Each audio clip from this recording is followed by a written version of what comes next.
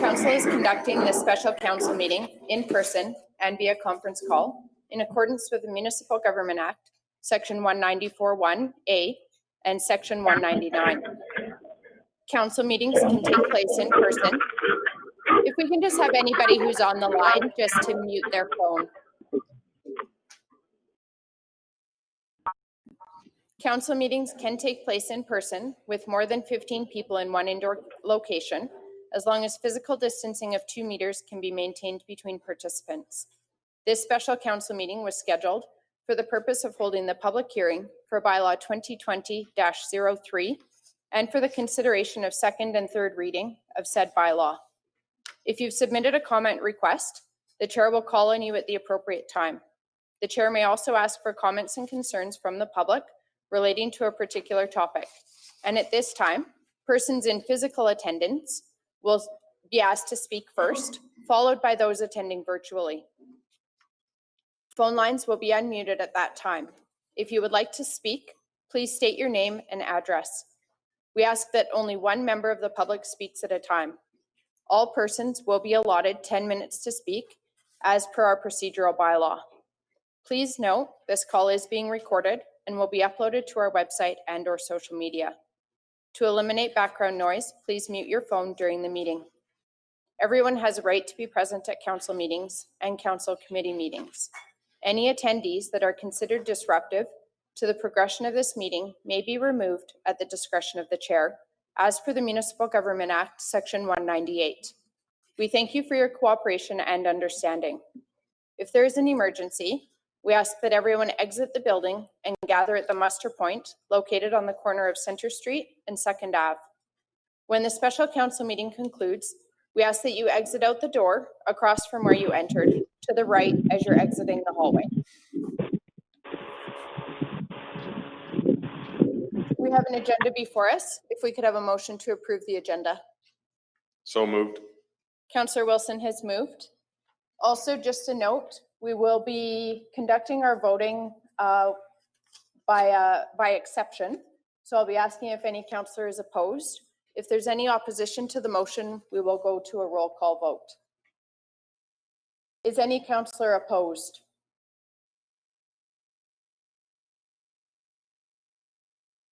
Motion is carried. I move that the process for the Wheatland County Council meeting, as it pertains to the scheduled public hearing, will be as follows. Public hearing, first reading if required, then consideration for further readings of bylaw for those public hearings that may have been closed. I further move that the above process will take place with the absence of resolutions to go into and out of council before and after each public hearing. Is any councillor opposed? Motion is carried. I'd like to welcome everybody and thank you for coming out this evening. All of council has name tags in front of them. First, I'd like to ask if any member of the public has an objection to any councillor sitting on council for the public hearing.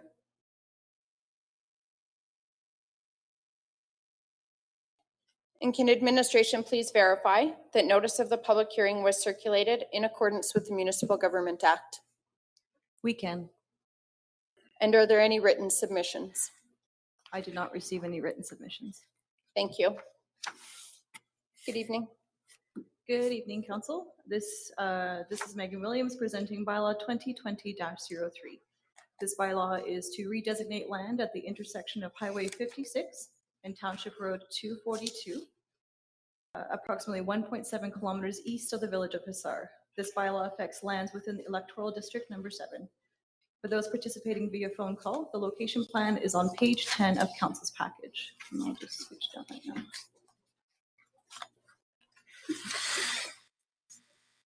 This bylaw is proposing to redesignate approximately 190 acres of agricultural general land to a new direct control district to facilitate a Class II landfill and supporting developments such as a truck weighing scale and accessory uses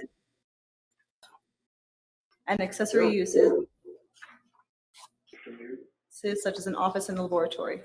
Staff performs circulation to internal departments and external agencies. No concerns or objections were raised. Staff circulated landowners within 3.2 kilometers of the subject parcel and had notices placed in all of the PO boxes at the Hussar Post Office. No written comments were submitted to the county. Staff did receive phone calls regarding the proposed development and is expecting verbal comments to be provided at the public hearing. We did ask folks if they were interested in speaking to write their name down.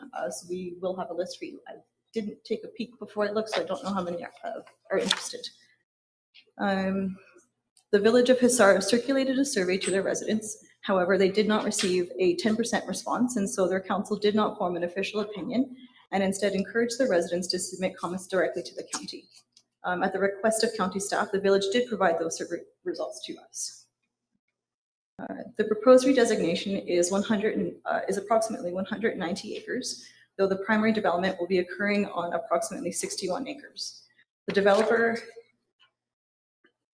though the primary development will be occurring on the southeast quarter section, the full build-out of the area of the proposed landfill will be approximately 61 acres. The developer intends to develop the landfill in 4 phases or cells over 30 years. Each cell is approximately 15 acres in size. The tentative plan is on page 14. Right there on the screen of council's package. As the county's land use bylaw 2016-01 does not have landfill as a use, the applicant applied for a direct control district that would permit a Class II landfill as a discretionary use within the redesignated area. Alberta Environment Parks, or AEP for short, categorizes landfills by the waste streams they can accept. A Class II landfill accepts non-hazardous waste, which can include municipal solid waste as well as industrial waste. In order to operate, a Class II landfill requires an approval through AEP. Part of the application process is to identify what types of waste under the waste stream umbrella are proposed to be accepted in the Class II landfill.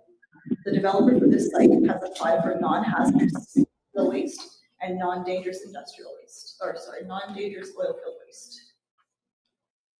Examples of non-dangerous oil field waste include contaminated soil, drilling waste, hydrovac solids, cement returns, and decommissioning materials such as metal, concrete, and wood.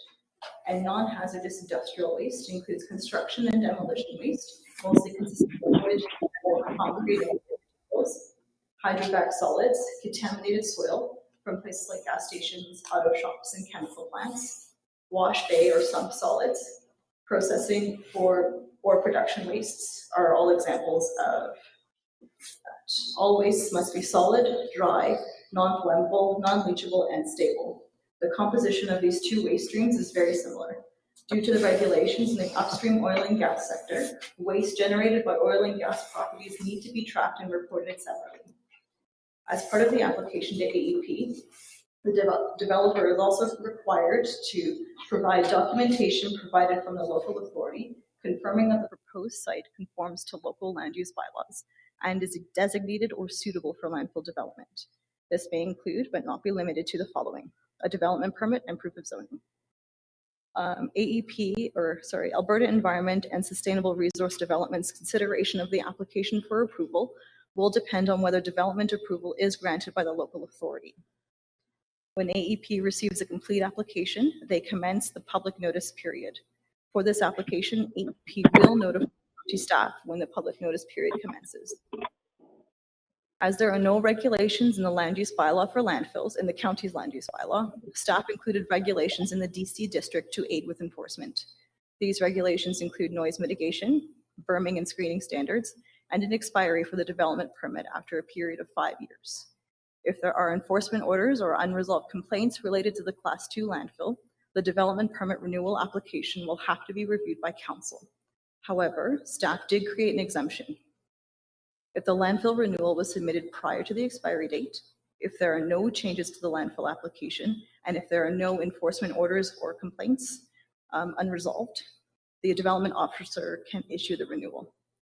The intent of this particular regulation is to monitor the development to ensure it is not creating any nuisances or other negative impacts, while allowing the development to continue operating if there have not been any.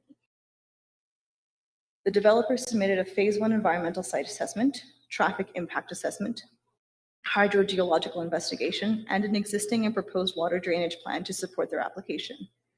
There were no concerns identified in the environmental site assessment or hydrogeological investigation.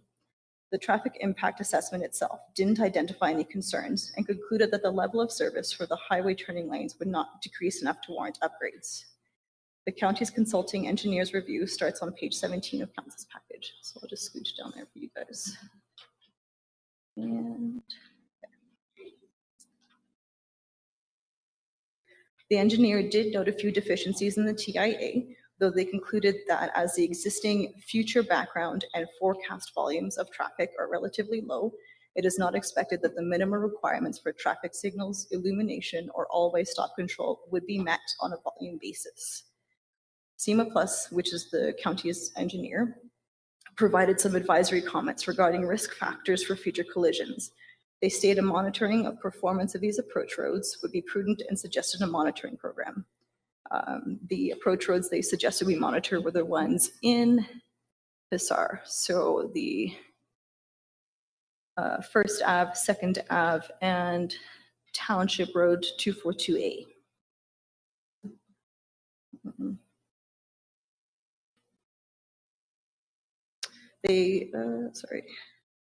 These suggestions are listed on page 18 of council's package. However, staff would like to note that a transportation monitoring program may be difficult to enforce. The preliminary drawings provided meet the minimum setbacks set out in the subdivision and development regulations. Staff recommends the development permit application site plan explicitly show that these setbacks are being met. Page 13 shows tentatively where the footprint of the landfill area and the 450-meter buffer would be. There are no dwellings, schools, hospitals, or food establishments on the parcels abutting the landfill buffer.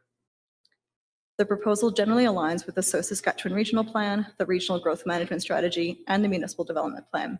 Keeping in mind these documents don't contain policies that specifically address landfill developments. At the development permit stage, it would be appropriate to request more detailed information to confirm the proposed development does not have an impact on the biodiversity, ecosystems, and water. The municipal development plan contains policies that encourage the separation of industrial developments from residential developments. The closest community to this proposed development is the village of Hussar. There are a few dwellings in closer proximity to the landfill. However, as mentioned previously, the subdivision development regulations minimum setback is 450 meters. Which is satisfied. The closest dwelling is approximately 1.5 kilometers from the proposed landfill.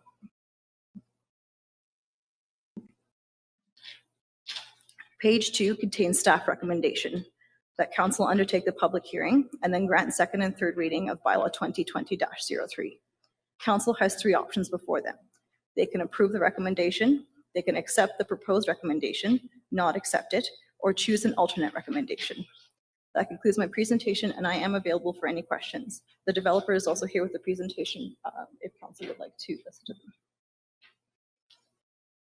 Process. We will first hear, first if council has any questions for staff, then we'll hear from the applicant.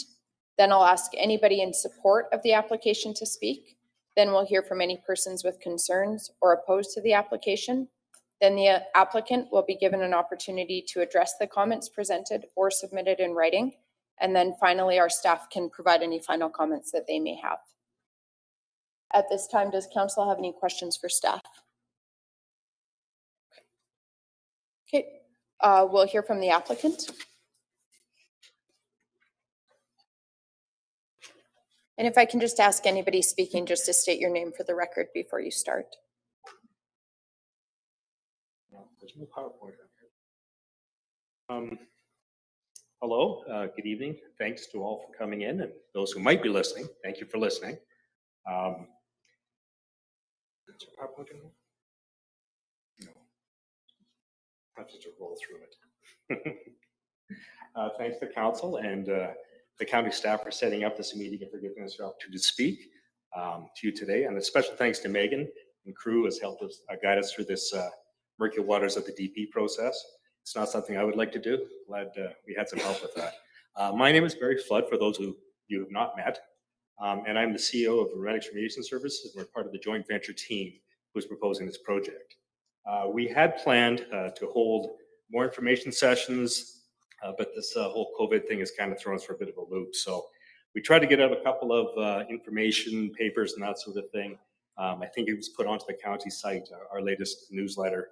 And so we do apologize, but it's been trying times, as we all know.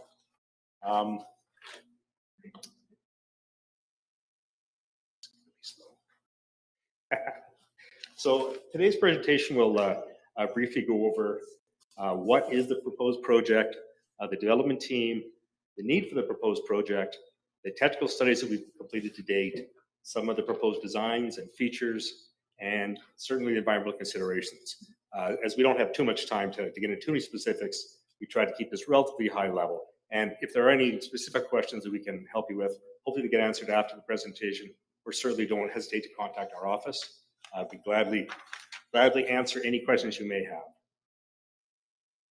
So first of all, I mean, the most obvious question, what is a Class II industrial landfill? Most people know what a landfill is. Class II industrial landfill is a little bit specialized. So it is an engineered line containment system where waste materials are placed, obviously. There's multiple overlapping measures, ensures containment and environmental protection of the site. Industrial and oilfield waste only, no municipal waste, that's very important. No hazardous materials, no liquids, limited organics. So there'll be some wood and sawdust, that type of thing, but very limited. We anticipate most of the waste will be soil, solid industrial materials, and Megan's already kind of outlined what a lot of those will consist of. At closure, the landfill is covered and monitored for 25 years to ensure the site remains safe and will eventually go back to hayfield use is the plan. The design that we're working with is known as a dry tomb, which basically liquids are not processed through the material, it's kept away from it. And what that does, it eliminates a lot of issues you may have with contaminated water, greenhouse gases, that type of thing. Of course, the site will be built to AEP regulations and guidelines, as Megan outlined. And again, it is important to note that the proposed facility will not have the problems associated with MSW landfills. And realistically, very little odors. There's no garbage, there's no vectors, there's no birds, that type of thing. Realistically, and just speaking from my slanted view, the site's fairly benign. It's we do have a lot of experience at our site at Bratton. It's a pretty simple system. The real issues come into when you start bringing in MSW waste, and then that's a whole different kettle of fish. But that's certainly not the case here. So a little bit about the team itself. There's my company, which is Remedics Remediation Services. We've been in business for 25 years, feels like 125 years. Most of our background is in environmental consulting. And as I mentioned, we do own and operate a very similar Class II landfill that we're proposing in West Central Alberta. Very similar because the design is very.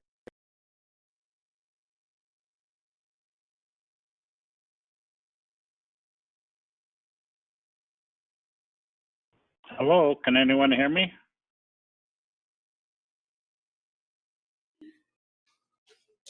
Councillor Kester, are you able to hear?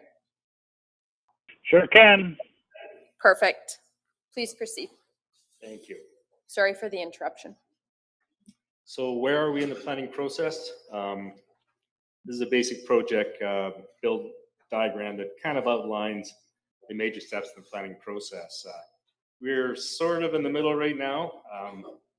We're trying to work through all the hoops and curveballs that the regulatory and planning process can throw at you. Not sucking up, but the county's been really good to deal with. But we've had our application since January, and we haven't had much response. So I'm not complaining, but I'm complaining. We do owe a couple more reports to come in, wetland biophysical report, the county, and that type of thing. But generally speaking, we're in pretty good shape. I had to change the timeline on our planning process here. We were sort of hoping, against all hope, that we might get something done in 2020, but we moved it to 2021 for construction, all things being equal, and that's with a big hopefully. You'll see that we do have proposed operating life for the landfill. That could change depending on how busy it becomes.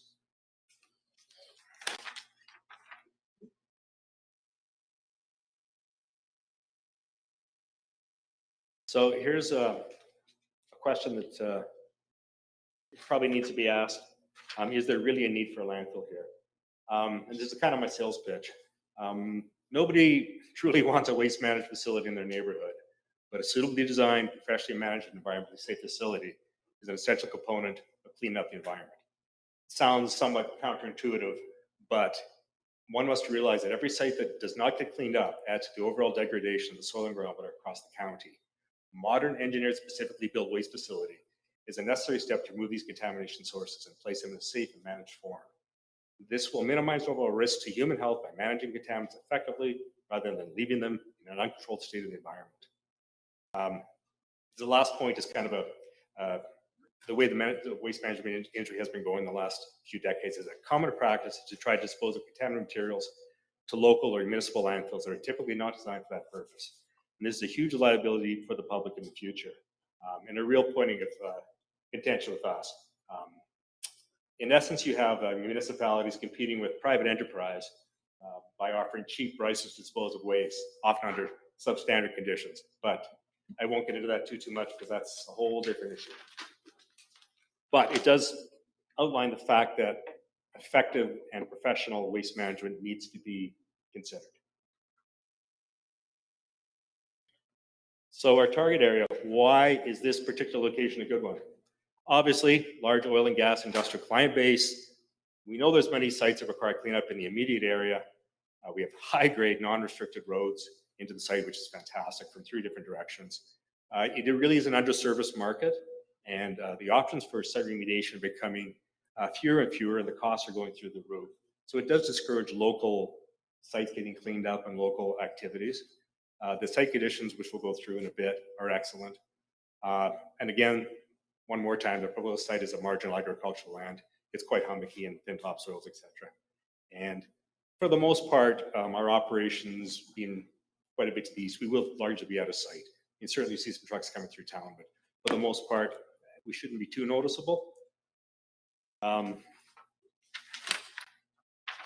So this is a visual of just some of the contaminated sites in the immediate area around here. We estimate there's over 2,500 contaminated sites within an hour and a half of the proposed location. So we're talking former well sites, flare pits, ecology pits, batteries, industrial sites, spills, etc. So a proximity to the active developments equates to benefits for local producers. So they might actually do something if there's something close by. If you have to travel 4 hours to get rid of your waste, it ain't gonna happen.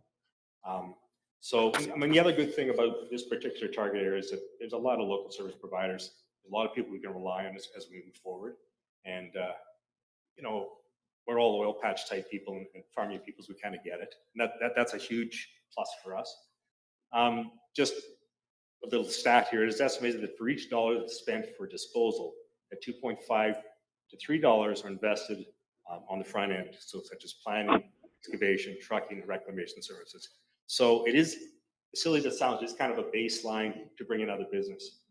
And we've seen that at our other facility where the area itself has got busier because of our location, because jobs would not have got done if we weren't there. So why is this particular site a good location?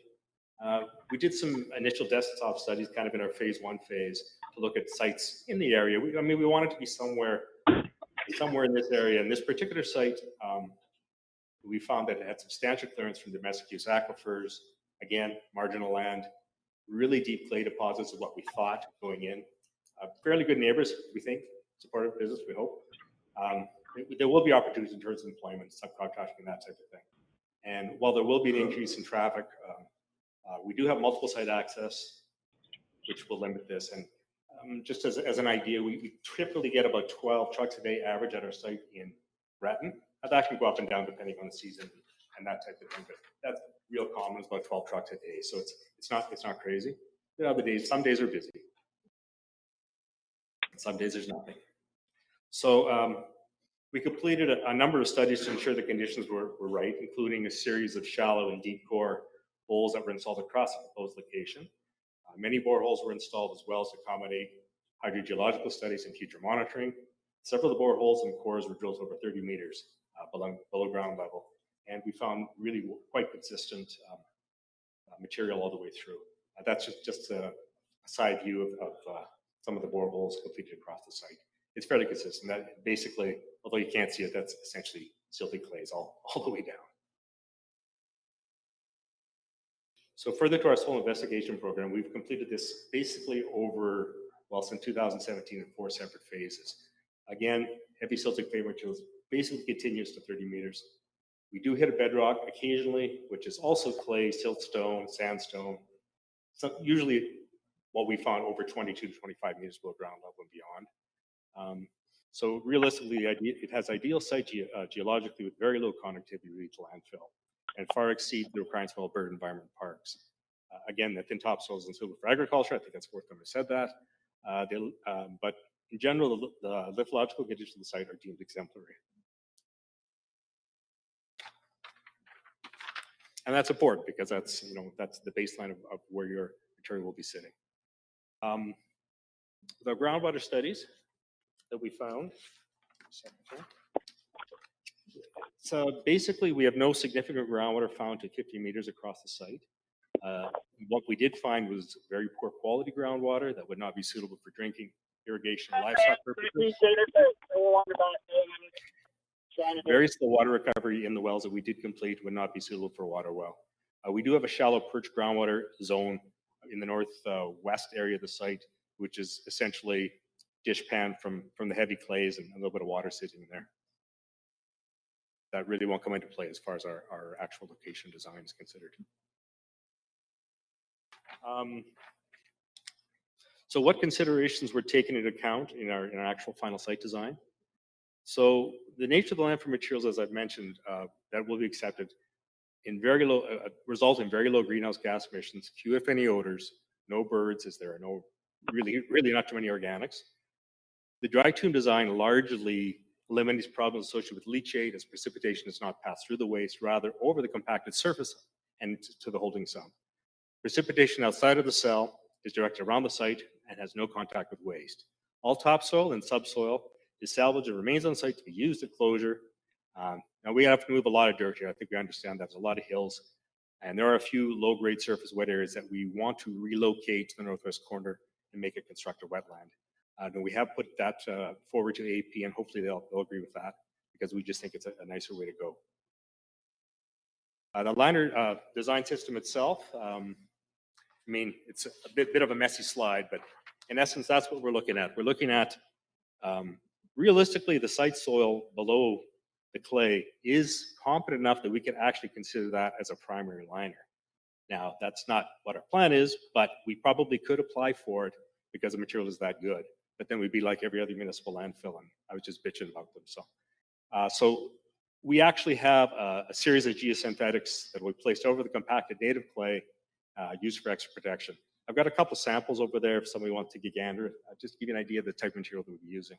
The primary liner that we essentially place on top of the compacted clay is a 60 mil high density HB type liner, and it'll have geosynthetic protection above and below the primary. The select clay waste, we will have select clay waste that goes directly on top of the liner, which ensures additional safety. So you don't want to throw a bunch of rocks on top of that sort of thing. You ensure that the first layer that goes in, the first meter, is good clay material. So that's extra protection. These are just a couple of pictures of our installation when we did it at our site in Braddon. It's a pretty comprehensive installation process. It takes a lot of time, takes a lot of money. All the welds and the seals are tested to ensure 100% seal capacity, and there's a comprehensive installation quality assurance program that's required, and the QA/QC program is later submitted to AEP for their review and approval before we can accept any waste. So they need to go through our construction report and make sure everything's copacetic before they'll issue us a permit to operate. The other, I wouldn't say it's special, but the liquid leachate management is always an issue with landfills. Again, in this case, it's with it being a dry tomb, it's not as big a concern. But what we do have is that the design employs an integral sump that will contain all the direct precipitation that may come into contact with the waste in the cell. The sump area is designed large enough so that the liquids will evaporate, we think, for the most part naturally. So we don't think we're going to need any off-site disposal. it's dry enough and windy enough that I don't think we're going to need it. And based on our experience at our site north, is that the quality of the liquids in the sump remains quite good, since the precipitation that does hit the cell, hits the waste, is not able to pass through the material, and it travels essentially over the surface into the sump area. And now this is quite diametrically opposed, as I mentioned, to an MSW site where precipitation, snow, whatever the case, really passes through the waste, and over time, the leachate becomes more contaminated, becomes worse and worse over time, and you have to worry about treating. I don't think we'll ever have that issue here. You never say never, and we have to go through a complete testing process, but I don't think we're gonna have an issue with leachate, because we certainly don't at other sites. And primarily it's to do with the type of waste we're bringing in.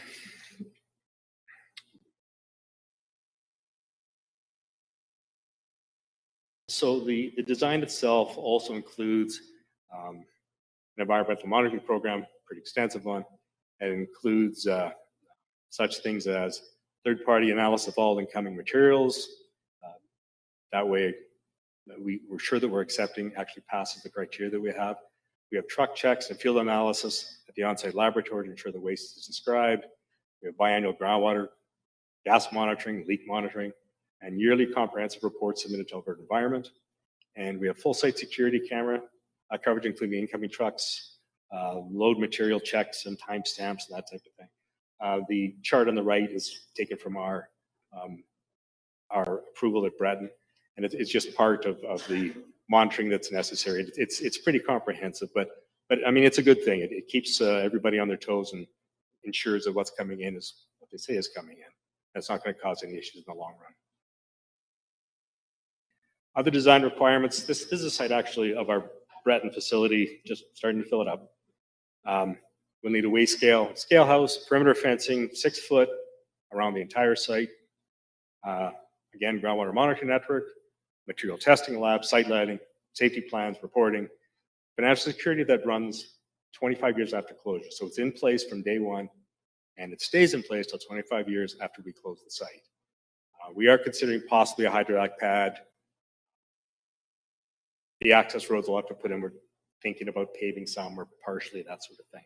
There's quite a bit of other design requirements that have to be put into the site just to make it user-friendly and workable. Yeah, I'm going to apologize for this slide because it's kind of a mess, but I did sort of want to show you, again, this is our site from Breton, kind of how the site is developed.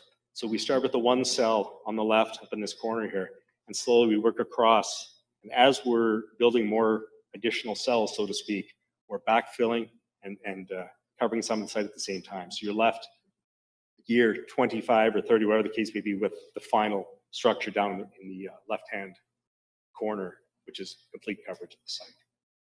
At site closure, the site will be covered, as I mentioned, with clay and geotextile and be compacted.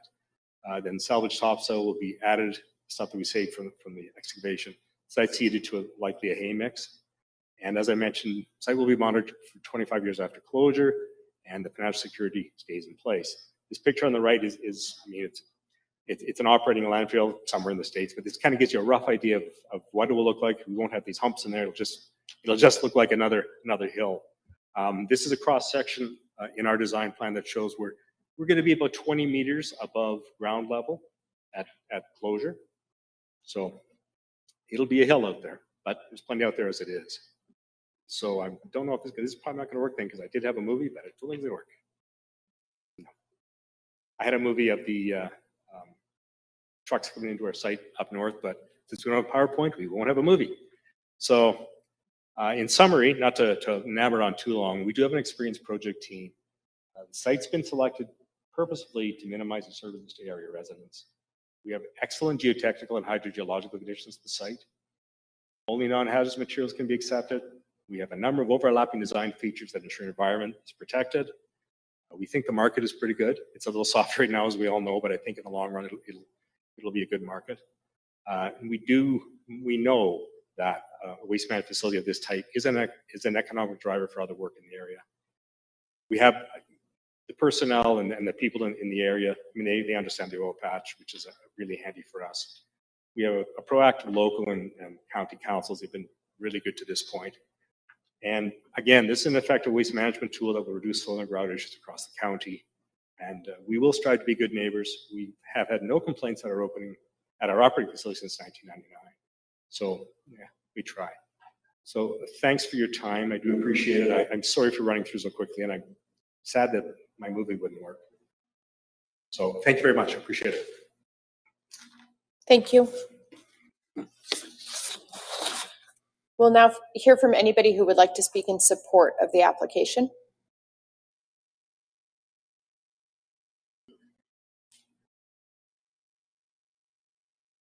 And is there anybody on the phone that would like to speak in support of the application?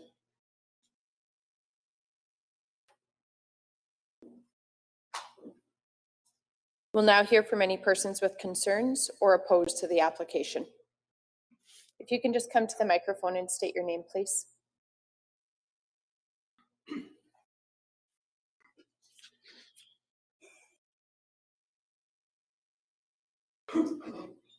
Yes, I'm Arlene Filco-Hazy, and I live south of Hussar, right literally on 56. My house isn't very far off of Highway 56. And the traffic that's going by our place now is unreal. We can't even hardly sit on our deck and enjoy it with the traffic. Can you imagine what it's going to be like if this facility goes through? So this is my concern, that it's going to impact where I live, not only me, but the neighbors, Hussar. So I just want to voice my opinion that I'm very, very opposed to this project. Thank you. Thank you for your comments.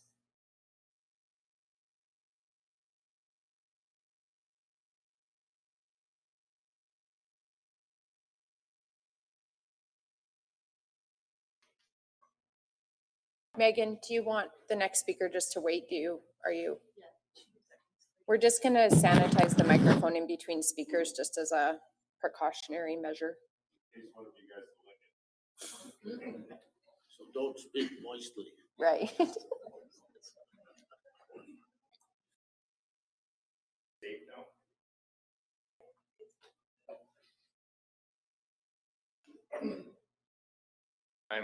My name's Robert Knutson. I live straight south here, 3 or 4 miles. My biggest concern is traffic past the town of Hussar. Well, traffic in all directions, actually. 12 trucks might not sound like a lot, but we have a tremendous amount of traffic already on these roads. And especially at Hussar with the hill where it is, there's lots of times the speed limit isn't looked at very closely by some of the people that are driving. Someone's going to get hit there someday. And I guess whenever you say a landfill site, you always have trepidations about pollution and you know, it can look on paper to be designed almost infallible, but you still have to worry that what's going to happen to the wetlands and what's going to happen to the groundwater. And I guess my final statement is not in my backyard, please. Thank you for your comments. Anybody else with concerns or in opposition to the application?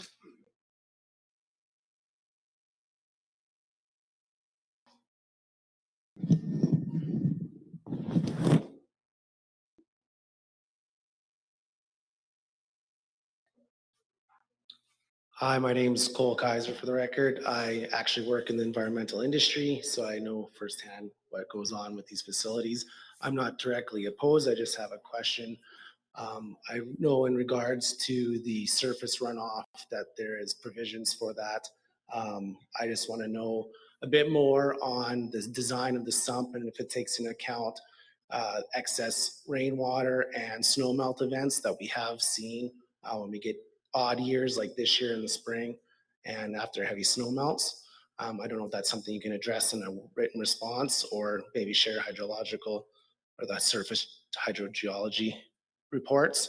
And then my second concern is I know that this facility will perchance provide jobs. I'm just wondering what's direct benefit to maybe residents in the area, if there's jobs pertaining directly to them, and who may be operating the facility if they're going to be trained and properly managed in that manner. So that's my concerns.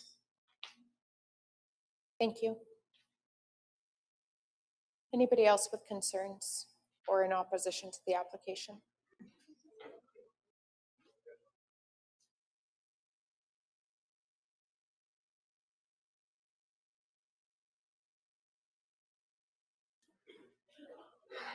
My name is Larry Williams. I'm a landowner that's just north of here on Highway 56. That farm has been there for over 100 years, and I'm concerned about you're actually bringing the soil in and just storing it here. You're not dealing with it. You're just storing it here. And there's a good chance for them liners to leak, and it's going to get into the surface water. You could get into the well water. And I worked in the oil patch for 50 years, and I know what's out there for chemicals and that are in these sites.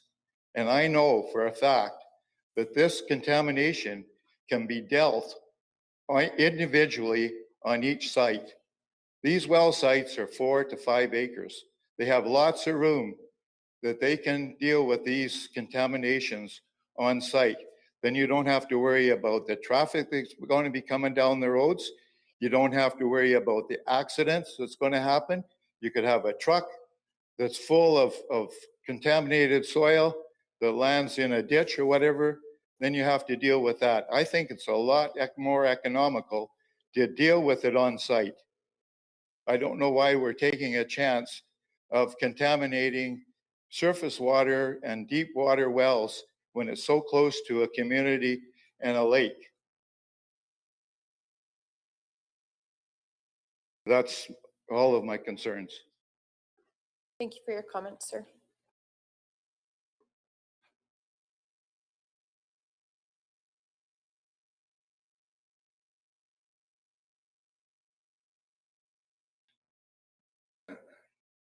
My name is Jeff Fraser, and I live straight cross country from this site, and I'm totally opposed to it. I'm concerned because that's the water, that's where my cows, my house, I'm concerned about it getting contaminated. And I kind of get a kick out of them saying this land is crappy and not fit for agricultural use because it's exactly the same as what I farm. So I think that's a bit of a joke too. Thank you. Thank you for your comments.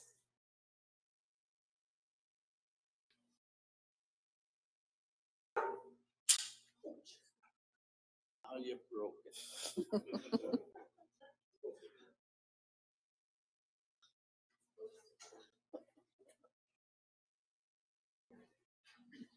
My name is Carol Santerre. I live just a half a mile out of Hussar here, own a quarter section there. I also am part owner with my son with the welding company in Hussar. So I just went through the report, and I'm not going to take a bunch of time and just go over everything that's stated here. These are just the questions I have. We're looking to redesignate 190.36 acres, and we're looking, the landfill will be proposed approximately at 61 acres. So I'm wondering why we're looking at redesignating up to 190 versus the 61 acres that's needed. That the landfill will be developed in 4 phases over 30 years and contain non-dangerous oil-filled waste and non-hazardous industrial waste. I want to know with that if how can you assure me that this material is controlled properly and will not affect the town of Hussar through the environmental concerns such as groundwater and air contamination? You've also stated that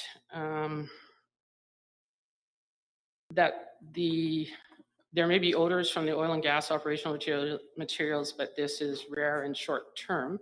But before that, the type of material accepted in this proposed landfill are not expected to create odor issues. So I'm a bit confused with that statement. So I would like to know what is the long-term effects and health and environmental effects with the products that will be stored in this landfill site. I'm also curious, and I would like to have clarification, is all of this waste restricted to be coming from the province of Alberta? Meaning, is there any other waste that will be coming into this site outside of Alberta, from outside of Alberta? Okay. The county has issued the restrictive development permits issued for the landfills to 5 years. And I'm a bit confused because we're actually talking 30 years that they're wanting to have this landfill for 30 years. So I'm just wondering why the restriction I'm asking why the restriction for the development permit would be on a 5 year, for 5 years. So why would you have it for 5 years when actually they've asked for 30 years on the application, okay? And then just with regards to the hydrogeological investigation and existing and proposed water drainage plan, I'm just wanting to know who completed these reports and is it possible to have a copy of those reports? Then the other statement that was in the package was the parcel has been designated as preservation site, which pertains to land cover of wetlands and whether those wetlands have been impacted. The development permit application for the Class II landfill will require a wetland impact assessment report, which will address vegetation, wetland, and wildlife assessment. So I guess my last question here is why would you choose such a fragile environment as a location for this landfill site when you have stated that that is a concern right there in your report, okay? So I will state that I do not want a Class II landfill site near my property. Is there an alternative to this location? And if not, I would like to suggest one. The primary owner of the location for the landfill has much more land to probably offer to the company. Thank you. Thank you for your comments.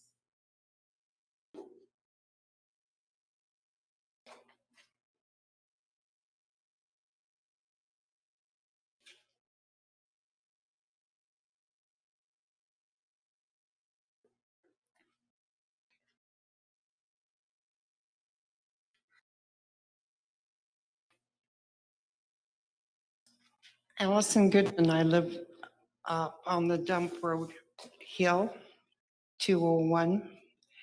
I have a couple of concerns as well.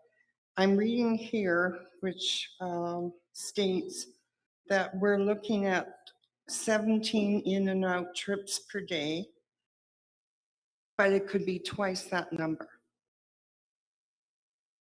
9 to 12 working hour a day. So, and 60% of that is going to be on the 561. That's what I'm reading here. I'm also concerned about odor. From the people I've spoken to in the oil and gas industry, there is the chance of odor. And if we have sulfur impacted soil, that definitely is going to be a problem. So I am against this proposal. Thank you for your comments.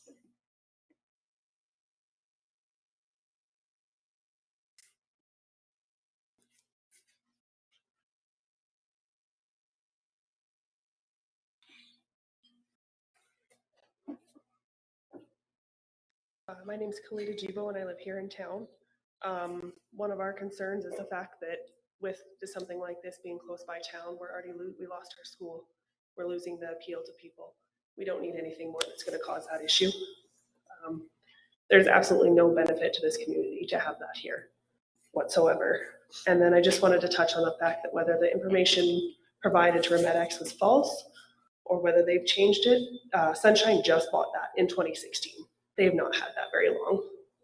And it is very good grass. There's native grass there. It is good pasture land. Thank you. Thank you for your comments.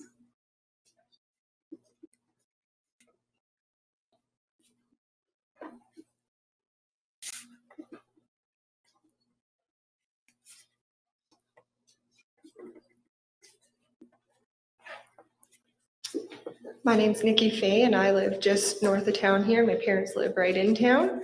My concern is the traffic on the highways. I drive the 561 to Calgary every single day for work, and I know that majority of the residents also drive either to Bizano, Drumheller, Strathmore for work as well, and those heavy trucks every single day on that road is going, like the 561 is bad at the best of times already, and having that heavy traffic on those roads is going to make it worse. And we definitely don't need those roads to be any worse than what they are. So if you guys have a plan to make them better for us, that would be fantastic. But other than that, I mean, we just don't, what heavy trucks, oil field trucks do to the roads at the best of times, never mind, especially in the winter and when me and my family and all my friends are driving on the road as well. So that is my concerns. Thank you for your comments.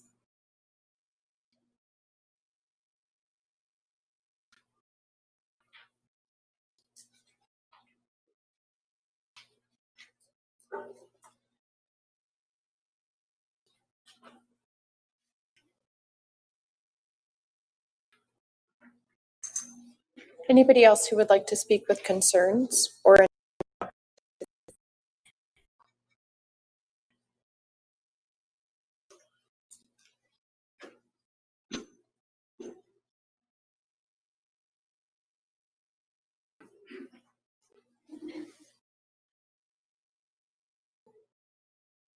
Hi, my name is Kimberly Odette, and we are actually, our family lives on oil field.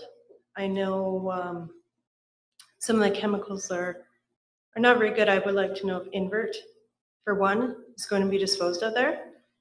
And I'd actually like the MSDSs, or SDS, I guess they're called now, on every chemical that's going to be disposed there.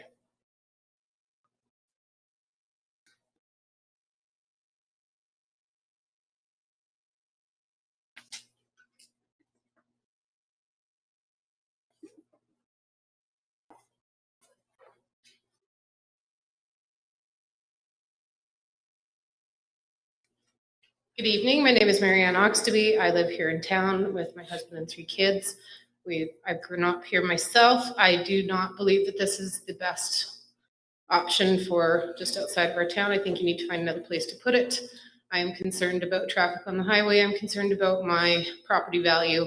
I'm secure. What did I say? I am concerned. Oh my gosh, concerned about the safety. I won't even let my daughter ride her bike half a mile out to my mom's place on the 561 to go ride whenever she wants to because of the traffic that's already there. I know we're talking a few trucks, but I have concerns about speed and whether or not we're paying attention while we're driving. Too many accidents on the 561 as there is. Thanks. Thank you for your comments.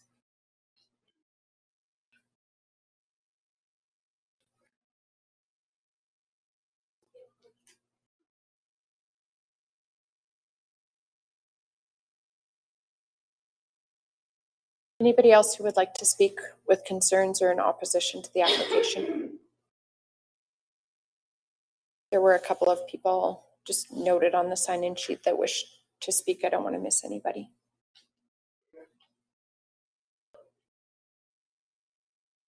We'll go to the phone line and then I'll do a final opportunity in the room to speak. Is there anybody on the phone line who would like to speak with concerns or in opposition to the application?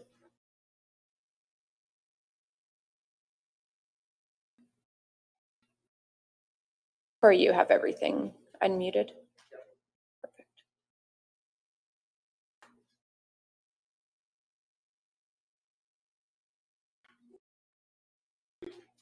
I'll just do a final call for an opportunity for anybody on the phone line who would like to speak to the application. Is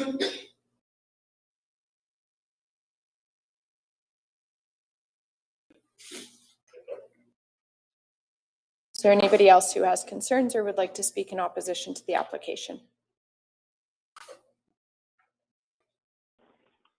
I'd like to make a comment. Go ahead. If you can just state your name. My name is William Cordner, and I live just off the 56 Highway North. And obviously appreciate the work that everyone's done there, but in terms of property values, odor, traffic, I mean, there's substantial amount of reasons why folks wouldn't want that area put together for, I'll use the term dump, but I don't think anybody would want that, even on the reclamation side, want that in their area or near their properties. And as far as agriculture goes, this is a highly developed area for agriculture. So there's so many reasons why, and certainly not on the economic side, would be overly helpful to us. So I'm highly against that situation. Thank you. Thank you for your comments. Hi, I'm Nola Schaefer, and I live here in Hussar, and I'd like to learn more about the companies that are involved in this, their track records. I would like more disclosure about the process and everything else, but as it stands right now, I'd be against it. Thank you. Thank you for your comments.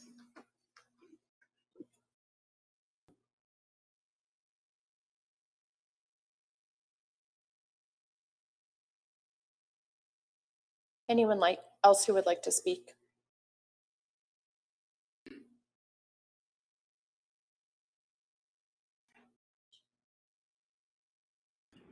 We'll give the applicant an opportunity to address any comments presented during the hearing.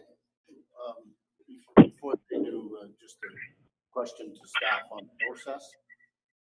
So I understand this properly and everybody else does also. If this application goes through, if the rezoning of the land goes through, does environment have any control over the development permit and what council puts on the development permit as far as conditions? And do they have the opportunity to come in and change any conditions that council puts on the development permit as far as the landfill and what goes in there and how it comes in and all of that? Where is environment in the process?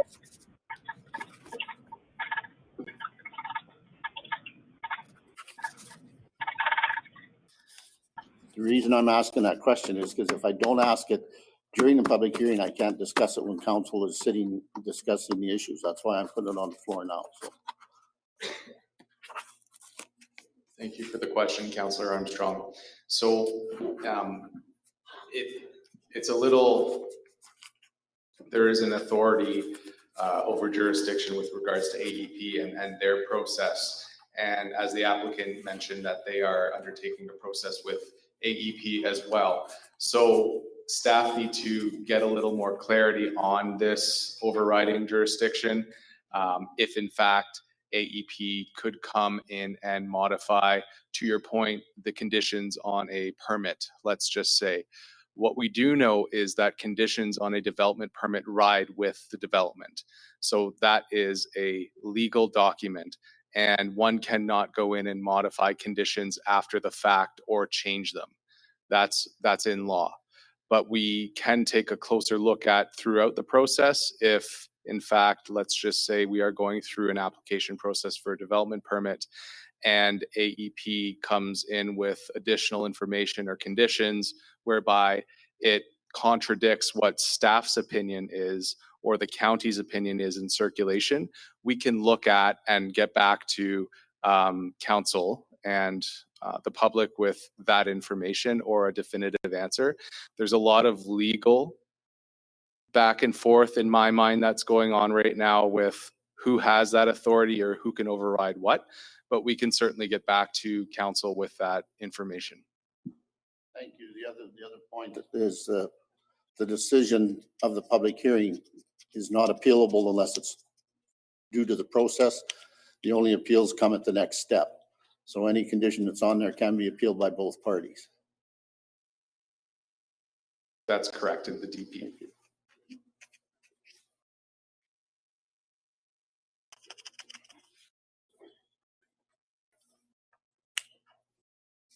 I have two questions too, if the applicant can just speak to them when they're responding to concerns. After closure, what would that hay be suitable for, the usage of it? And then further to the question about the precipitation, if liquids were contaminated, what's the plan for disposal for them? So the first question is about the hayfield at the end of day.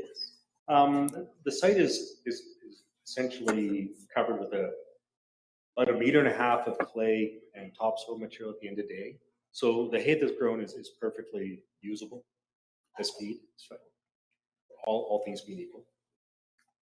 And sorry, as far as the liquids is concerned, we can't accept liquids at all. So in essence,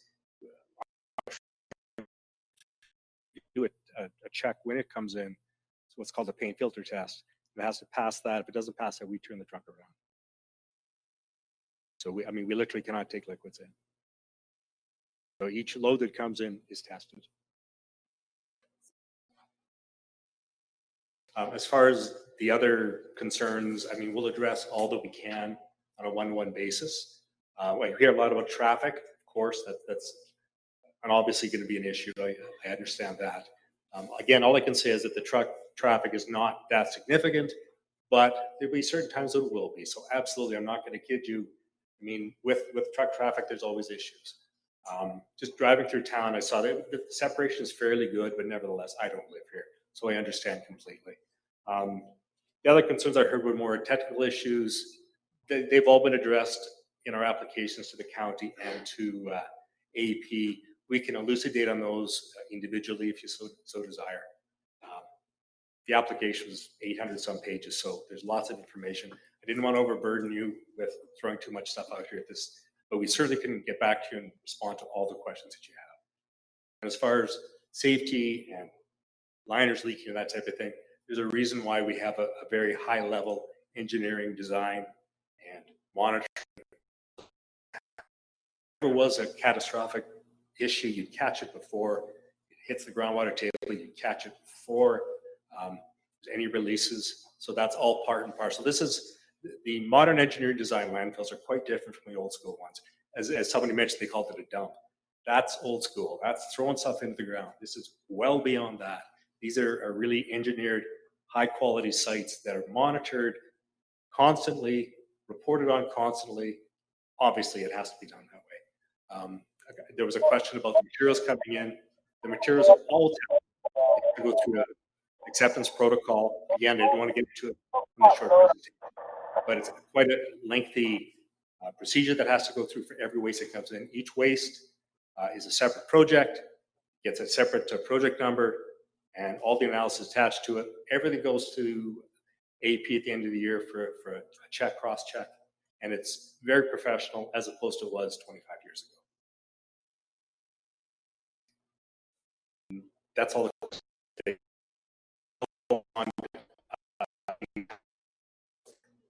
you. Local jobs that was asked, please.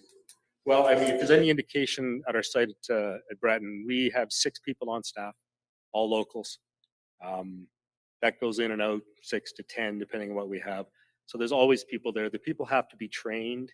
At least one person on site has to have specific Solid Waste Association North America designations, either as a manager of landfill operations or as an operator. So anybody we do bring on from the community, for us, it's much easier to have somebody from the community to work on the site because it's easy to go to site. They have to go through training to ensure that they understand how landfill works and the acceptance protocol and all that type of thing.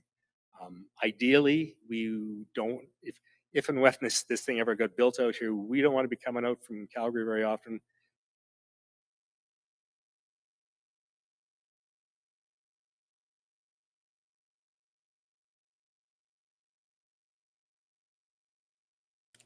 So just to further that comment, with it being on,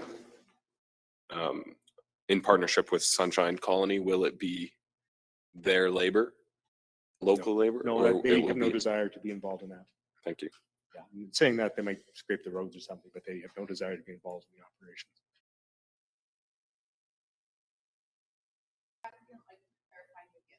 That were raised. I can't think of it. I should have wrote them down faster.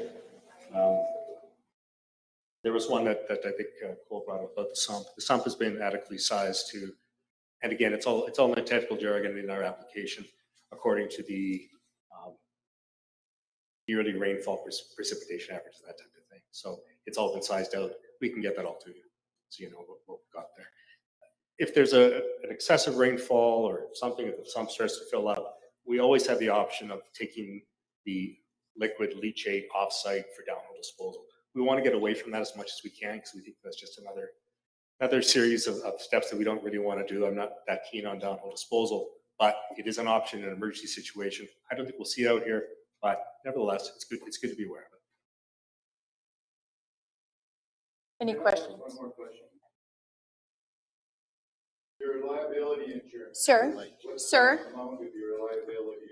Sir, I just need you to use the microphone because we have a counselor and perhaps public that are listening as well.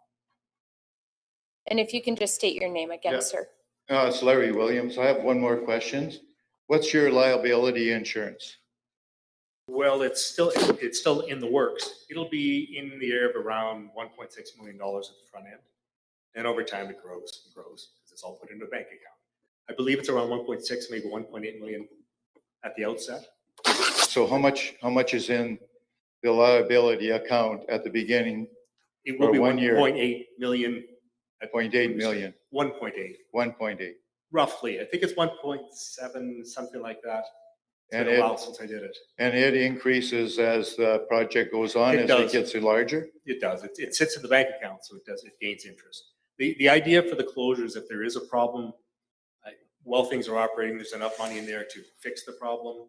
And it would be enough if we walked away tomorrow with, we all disappeared, that the site could be put to bed, so to speak, people be covered in and monitored for 25 years. And this bank account, is it in somebody else's name or is it just in your name? I wish it was mine, but it's with the government.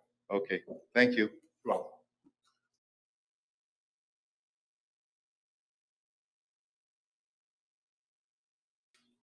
Any questions from council? I just have a few questions for staff. Just on the revenue stream, just so everybody's aware, like tax wise, what we get out of this. Tipping fees, if there is an option for that. And I also have a question about future land use after closure. After 30 years, whose responsibility does that fall to? Does it fall to the county? Does it fall to the province? And is that land completely stagnant other than farmland? If someone wanted to put something 30 years from now, maybe it's a bustling metropolis. We never know. Is that corner high traffic area can never be developed again? That's all I need to know.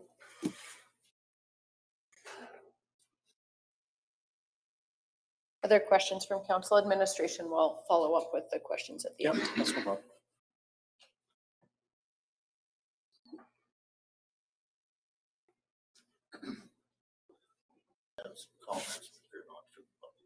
I was just wondering, is this 24-hour monitoring? Let's say an odor occurs, how fast can it be fixed? If you can just answer at the microphone, just so that everybody can hear. Gotta get the cardio in anyways, eh? Yeah, there's 24-hour monitoring. There's an emergency line in place. So if there ever is an issue, somebody calls the line, you'll answer. It's part and parcel of our license. We have to have 24-hour notification. And for the odor, you would be able to mitigate or fix that up before, let's say it happened on a Friday night. Is it 24 staffed? No, it's not 24-hour staff. I mean, in the summer, we're usually running 12-hour days, in the winter, probably 8-hour days at most. The odor issue, I mean, I don't want to belittle it, but it's never been a problem at our current site. Because most of the material coming is soil. I'm not saying it doesn't smell, because sometimes it does, but normally it's placed into the cell and it will get covered if it's odorous. We'll cover it up with clean dirt, for lack of a better word. So there really isn't an odor issue, and of course there can get exposure. We all know that, you know, there's lots of stuff out there. But it really has not been an issue at our current site. And this site will be operated quite similarly, and I don't think it's going to be an issue. And with the location being, you know, east of town, the prevailing winds would probably not bring it this way too often, even if there was an issue.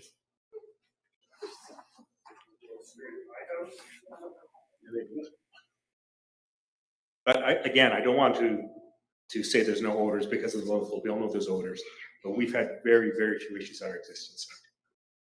Very few. Now, sometimes you bring an invert, as somebody mentioned, it's rank for a little bit, so you get it covered immediately. Go ahead. Yep. Please just state your name. My name's Laura Lee Dundas, and I live in your town. I've been here 3 years, and before that, we lived out in the country. I have some friends that live 1.5 miles away from the Breton operation. So I've been in contact with them, and I have asked them a lot of questions. And you were just saying that you have a staff of 6 that's on there all the time. Basically, with our part-time staff, sometimes we're down to 3, sometimes down to 4, depending how busy it is. Yeah, We have that's 6 people on payroll. We bring them in as we need them. okay, because he was saying most of the time he's been there. And usually there's 3 people at a time with summer students in the summer. So, That's rare. yeah, he said that when he's there, he doesn't see a lot of action with the people unless somebody comes in and looks or a truck comes in. He said he didn't see a lot of beneficial runoff for the village of Breton. So in that meaning, improvements to the village, jobs, anything like that, he couldn't see a lot in Breton. And he's lived there a long, long time.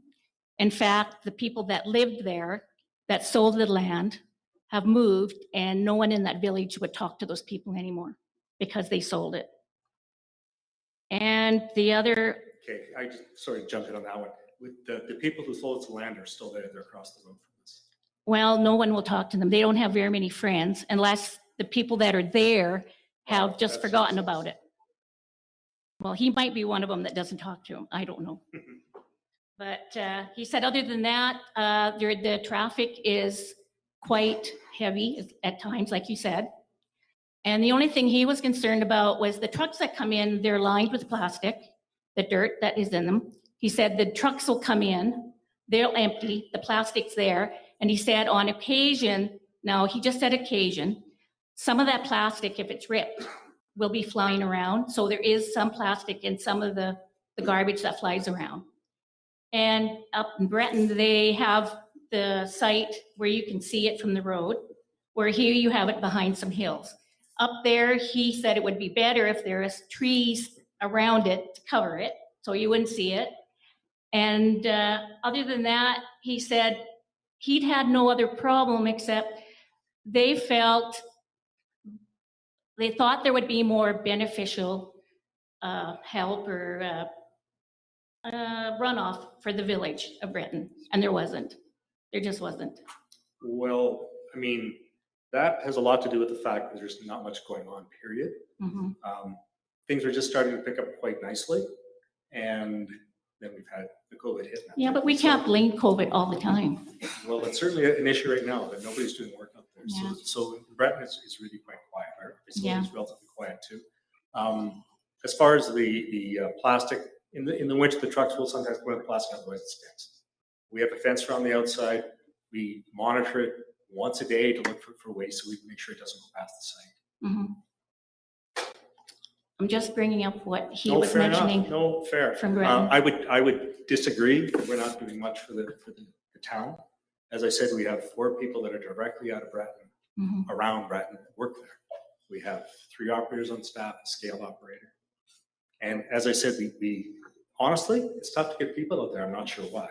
So we've been trying to hire people out there for quite a while. So, but it will vary according to how busy it is. We're not going to have 6 people sitting there if no trucks. Yeah. So it's quite variable. Okay, no, I just wanted to bring that to your Appreciate attention. that. Okay, thank you. Thank you for your comments. Go ahead, sir.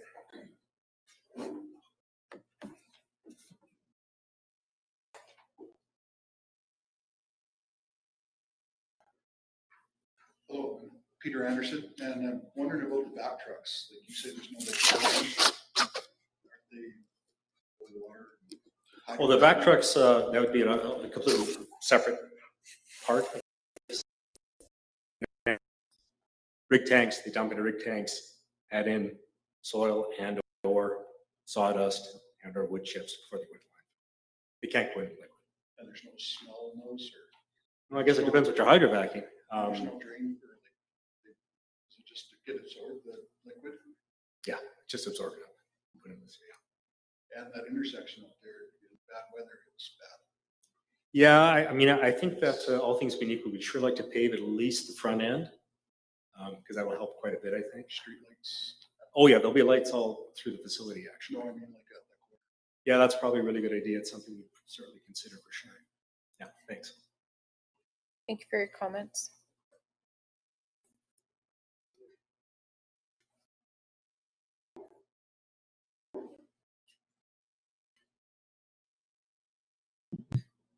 Just because I didn't feel like I really got to you with the trucks. I feel like maybe the trucks aren't really that big of a deal to you, but 12 trucks going through here every single day. There's been so many accidents on this road already. It's a 60 zone. How are you going to make sure that these truck drivers are going 60 through there, are making sure that we are going the speed limit? Because our teeny little community, we have lost some very important people on that road already, and we do not want to lose any more. And that really, really concerns me that you're kind of just like, oh, well, it's just 12 trucks. It may be just 12 trucks to you, but to us, it could mean one of our lives, and that's not okay with me. Yeah, So- no, I mean, I get it. I understand that traffic is an issue. There's no question. I mean, we're not cops. We can't sit there and give out tickets. No, but we could try to address with our drivers so that they are completely aware of what's going on. They're not going to use Jake breaks in town. They're going to make sure that but not to belittle people, but they're truck drivers. So you can only do what you can. No, I understand. My dad's a truck driver. Sure. He drives oil field waste. Like, I'm not opposed to this project, and I'm not for the project at all.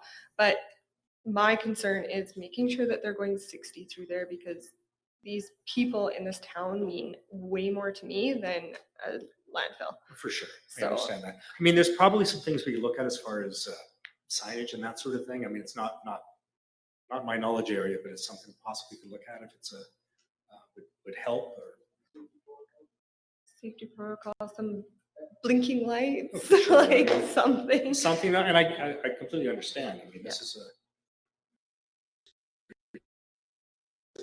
that drivers are aware and do what they need to, But when you're trying to get those loads off and you're just trying to get the work Absolutely. done for the day, I understand that absolutely. they're I mean, probably not going to I adhere think for to the that most part, 60. I mean, generalizing, truckers are a lot better than they used to be because they do understand the issues. They understand the fact that if we put if there's a cop out there, they're gonna go slow. So, Mhm. I mean, in conjunction with the county, I'm sure we could probably maintain something that's agreeable. Sorry, I mean, that doesn't really necessarily answer your question. No, but as long as I know that there's something that you are planning to do, because that is something that's really concerns me as And someone not just who you, lives it in was most of town. the and- comments was traffic. It So was the that's traffic. an obvious concern. Yeah, and like the lives of our For sure. community, and not only that, tons of people in this community have kids that cross the highway, course. pets, whatever. So, Absolutely. thank you. Thank you for your comments. I've got a question. I think it's to administration, because I'm trying to wrap my head around. It's a Class II landfill that if it was a designated municipal solid waste and I would never accuse anybody of doing this via the back door, but we don't all live forever, and a company gets sold. So I need administration to, if they can answer the question, has AEP ever changed a designation to a landfill that was for hazardous oil field waste to MSW? And because this is going to be done, and like I said, we have got experience on what happens when you get in industry creep, that we have allowed stuff to happen in the county that was supposed to be one thing and it's turned into something totally different. And I want this one thing to stay this one thing and not turn into something horrible. One correction to the comment, it is supposed to be non-dangerous and non-hazardous, or non-dangerous oil field and non-hazardous industrial, but if staff could speak to precedents around AEP. My question Yeah, is, the I have, municipal solid but what waste. happens if, can AEP, the branch of provincial government, can they change the designation? Because the landfill is designed, the liner is good enough for municipal solid waste. Through the chair, in my discussions with AEP, when the applicant comes in with their application for a landfill, they have to be very specific about what it is that they're applying for. There is a public notice process through AEP's approval, and that we specifically asked them to notify us for the landfill. From what I understand, if it were to change from the current application of industrial and oil field, non-hazardous and non-dangerous solid wastes, they would need to put a new application in and the whole process would start again. But I can clarify that with AEP. I just can't do that right now.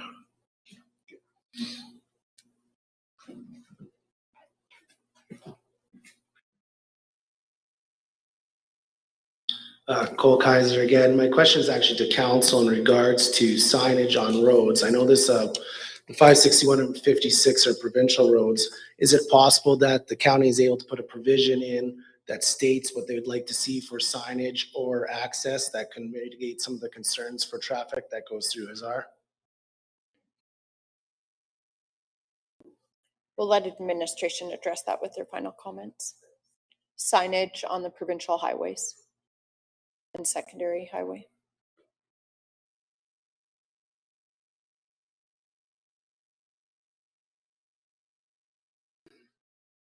And if staff can just speak to the process, because my understanding is the direct control is being designated specific to non-hazardous and non-dangerous industrial waste. Can you just speak to the process if that were to change, if it would trigger a new redesignation application, or what process that would take? And you can wait till your final comments if you want. That's sure. Ma'am? Allison Goodman. I'm completely baffled here. According to what I'm reading from the county website, there is an average of 17 in and out trips per day. Realistically, there's an expectation that there will be delayed. There'll be days with twice that number of vehicles. That's 34. So we're looking at more than 12. 12 is our average that we're doing at our current site. It's going to vary depending on the site. I mean, I can't give you an exact number of many trucks. It depends on the Well, project. but what I'm saying is it's written right here. Well, sure. But I mean, it is what it is. It's completely dependent on the job. Some days there'll be 0 trucks. In fact, during the winter, there's mostly 0 trucks. So 9 to 12 hours of working. That's in the summer. But it doesn't say that. In the winter, we probably run 8-hour days. But it doesn't say that. But that's just a handout. You haven't seen our full application. So our applications are always essentially based on averages. The applicant has provided their numbers. The 12 that he's referencing is just at their Breton site. So But it doesn't say that it's just an average. It said it could be up to. Absolutely. Okay. Secondly, who, when you say you check the trucks to see about the contents of that truck, so it comes off-site, off a well site, for example, and then what happens when it gets to your facility? Before we can accept any material, they have to do a third-party analysis of the waste. So they don't just dig it up and bring it to us. We have to have an application submitted before that, which has some very specific analytical that has to be complied with. We have to check that, make sure that it does comply with what we can take in, to pass all the different criteria. At that stage, we give them a waste application control number. They bring it to our site. When it gets to the site, we will visually check it, make sure that it does match with what they're saying they're bringing to us. And we also have some field testing units so we can do some checks. As I mentioned, we could check for liquids, we could check for volatiles, that sort of thing. It's not a full-time laboratory, but it does check to ensure that what you're taking in matches with what they're bringing in. And who does? Our staff does that.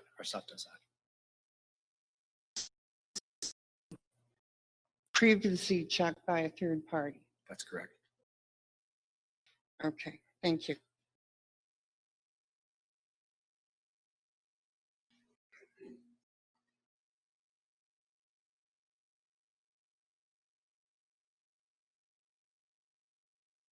John Fraser again. What are the Hutterites getting out of this? Oh, they're partners. I know. Part of the joint venture partners. What are they getting out of it? What are you paying them for the land?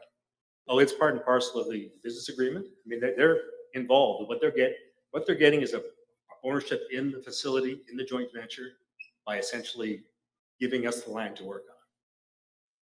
Yeah, so what are you leasing it off them so much a year or what? Like what are they getting out of it?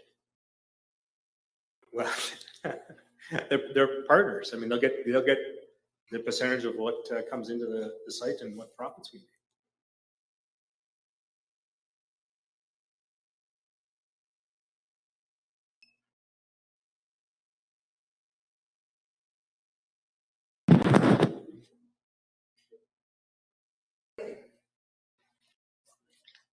Well, I'm known as being a difficult person, so I guess I'll go ahead and prove that today. Our community members are made up of multi-generational families that have made their livelihoods and homes here.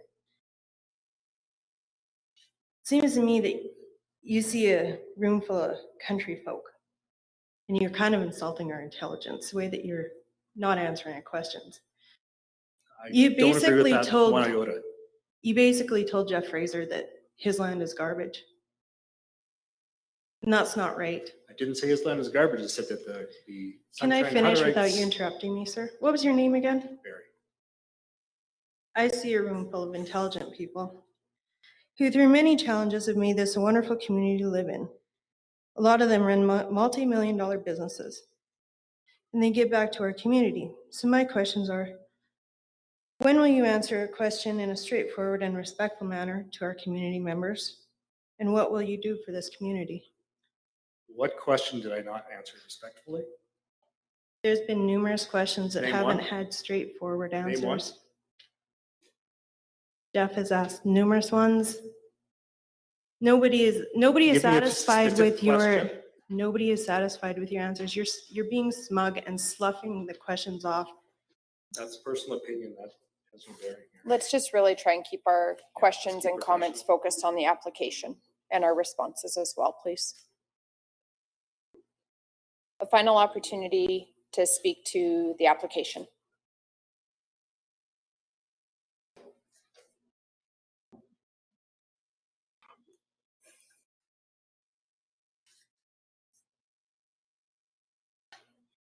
It's Larry Williams again with a question. I know that these soils are probably got to be replaced when they leave a site. What are you using for fill to put in back into these sites?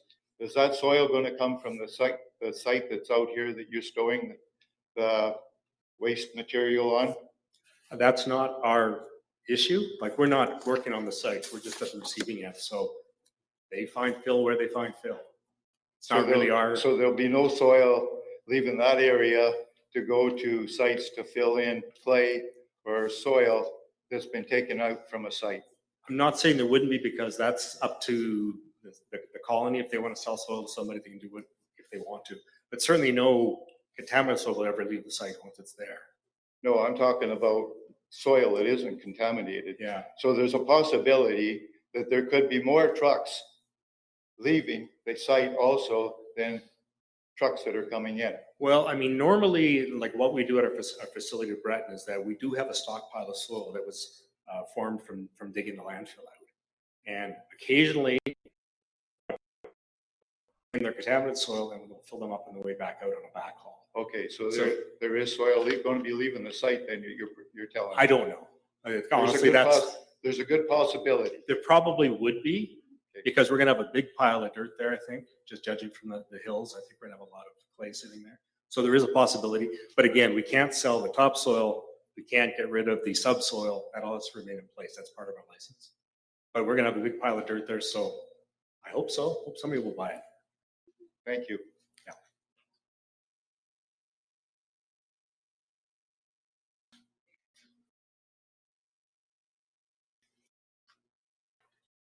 So the only thing that I've heard so far that's going to benefit specifically our community is that 6 to 8 members of our little 180 town, our community is going to potentially get jobs. So what other benefits is your company going to give to our community to be there? We have multiple societies. We have figure skating club, there's hockey teams, we have the egg society, we have the library, we have multiple things. And if we come to your company for donations for whatever we are holding, are we going to get turned away for that? I wouldn't think so, but I mean, we're not bottomless pit of money either, but we will absolutely want to be part of the community. We do, because it helps us. And just to backtrack a bit, it's more than just immediate employment. There will be a lot of spin-off business that does happen, regardless of what other people may have heard. We need to clean our roads. We need to work on our equipment, all this type of thing. So there is spin-off business on top of that. And we will obviously try and be as good a neighbors as we possibly can be. And, you know, if there's some causes we can donate to and we can afford, we'll absolutely do that. Well, there's going to be lots of causes that you can donate to. I bet there probably is. I bet there is. I just want to speak to that. They did donate money to the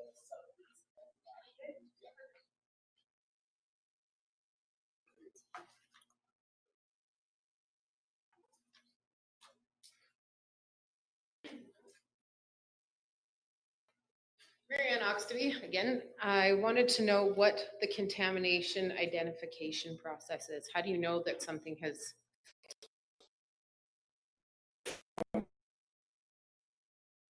in the underground after it's been covered over? How do we know that something was improperly stored and there is now a chance of contamination? Well, that's a long-winded answer, but I mean, again, it's critical that we understand the waste that's going in to begin with. Agree. It's critical that we check it to ensure that it matches what they're saying they've got. Okay. Once it's in the cell, it's marked where it is. Mhm. So if there ever was an issue, if somebody came back and said there's something else in there, we could literally find it and remove it. So how are you knowing that it's going to be? We know now that it's not okay to dig a hole, dump garbage in it and cover it over. What are we going to know in 30 years? Are we going to have to learn this the hard way? Well, I mean, there's been a number of engineer design landfills made over the last 30, 40 years that the design is such that that doesn't happen. One of the main reasons we selected this area is because of the clay. The clay beneath that site is so thick and so dense that even if we by chance breached our primary liner, it's not going anywhere. And it's a really good site. It's a really good site. And I mean, we're not going to pick a site that's not conducive to long-term management because we got to pay for it. I'm going to have to agree to disagree with you on that point. Because water and anything can go anywhere. It depends. We're going to, No question. No question. Due to runoff or whatever, I think things can happen that we obviously think can't. There's always a way. The complaint process. So if there is something that stinks, how hard is it to tell you guys, to reach you guys, to let you guys know that it needs to be covered right away, even if I agree to this. There'll be a number for the scale house, so they'll know immediately on So site. you're talking to somebody directly on site then? Yeah, or Okay. conversely, if it's after hours, we have an emergency number, deal with it that way. Again, it hasn't really been an issue very often. I don't expect odors would be an issue, How long has Breton been in operation? just since 2000, late 2017. You'll have to come to the microphone, sir, and identify yourself, please.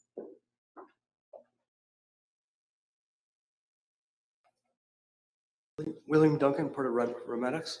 So you're asking about 24-hour line. So right now with the Alberta Energy Protection, we have a line that they can call 24 hours a day. One of us has to answer Somebody's on call, basically. all the time. Okay. Can we just not have it next to an entire town?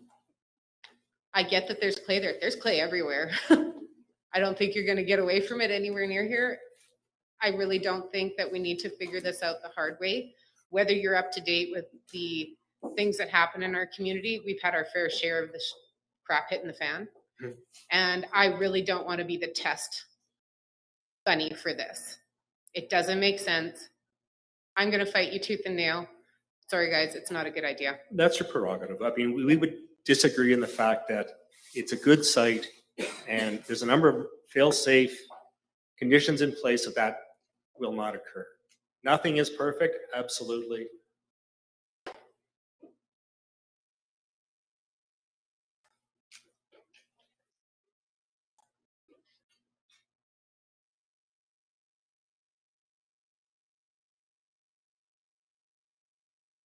Hello, Glenn Dundas. There's a lot of scientific and government hands down to the county, the government, every government department. I've worked in oil patch mostly all my life, and I wouldn't want to deal with this stuff. It's just endless. But I'm a capitalist. I'm an entrepreneur, and good or bad, 6 jobs is like 600% improvement here too. It might be my grandson, it might be my whatever, get a job out of this type thing. There's going to be trucks that are going to be coming in here.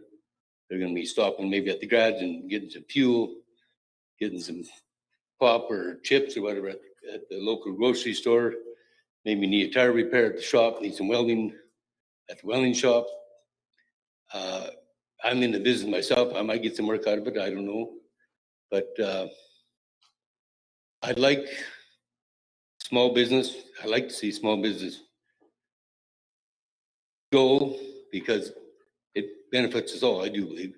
I'm not getting in an argument of the contamination stuff like that. I mean, it sounds pretty scientific to me type thing, but for the benefit of the town, you guys will learn if you end up out here how small and how close-knit we are. And I think you'll get involved in communities the same as any other company, that there's hockey teams that might need some hockey sweaters or benefit or whatever. And I think, like most companies around the community, they get involved. In fact, in time, they don't have a choice but to get involved, really, So here nor there, I just hope if the process goes through that the town, I mean, I watch the highway go by, trucks go by every day. I mean, there's grain trucks, there's oil trucks, there's all kinds of traffic. The smell, I mean, we know what happens in the fall whenever the Hussar colonies go out there and plow in their pig barns, stuff like that. I mean, odor is nothing new type thing. We get that from around here too. So the old oil patch, when I first got in it to what it is today, it's a different system. You can't spill a speck of oil on the ground type thing. It's got to be cleaned up and looked after and disposed of. And in fact, I think it's dealt with too hardly myself. But anyway, that's my comments. Thank you. Thank you for your comments. Any other questions for the public hearing?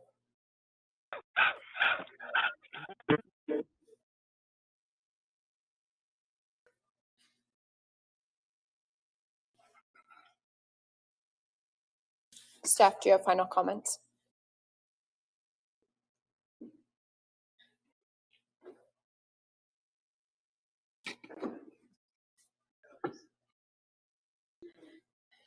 Through the chair, I. Sorry. Oh, sorry.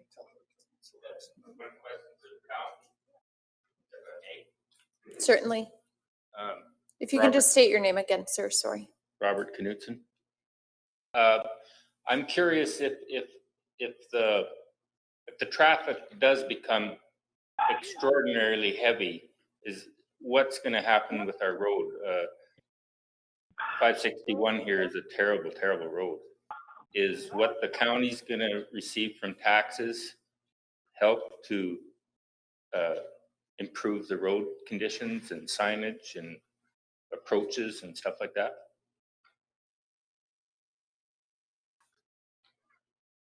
I'll let administration address that in their comments. Anybody need a break, or are you guys good? Through the chair, are we all ready? Please. Okay. So I wrote a list of the questions, but do please let me know. If you can just speak up just a little sorry. bit, Megan. Yeah, so I did make a list of all the questions. If I missed one, just let me know. Some of them do require a little bit more research. I'll have to speak to Alberta Environment and Parks just to clarify a couple of things. So one of the questions from council was what the land use could be after the landfill was closed. That's something I will have to speak to AEP about. I apologize. Someone had asked why 190 acres instead of the 60, and it just comes down to like planning process with spot zoning. With spot zoning, it's difficult to determine where the lot lines and where the boundaries are. So what we did was we just redesignated the entire quarter section, and then the other part of the quarter section where the road is going to be, that can be amended by council, of course, if that's what they so choose. The AEP's ability to change development permit conditions, that one is another one I'll have to speak to AEP about. Someone had made a comment about complaints. As Remedex had addressed, you can always phone them, but you can always phone the county as well. And then we can start an enforcement and complaint process. Then council had asked the process if they were to change the landfill to municipal solid waste. Because the the direct control district is so specific, they would need to amend the direct control district, and we would have to go through the same process. So we'd have to have first reading, we have to go through public hearing. We probably want to have an open house just based on what we've heard today to make sure that we're accommodating everybody and all the comments. And then second and third reading, and then they would need to get another development permit.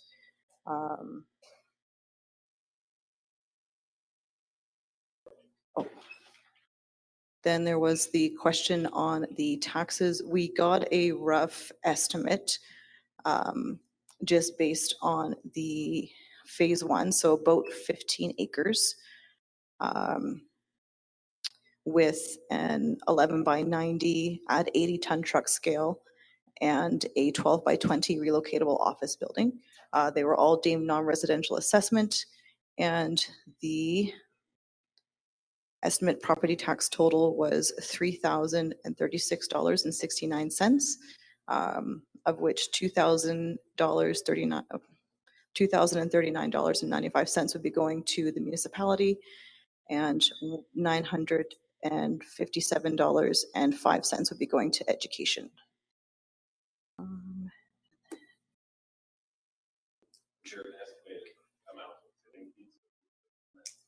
Into the parcel? I don't think we can implement a tipping fee if it was our own.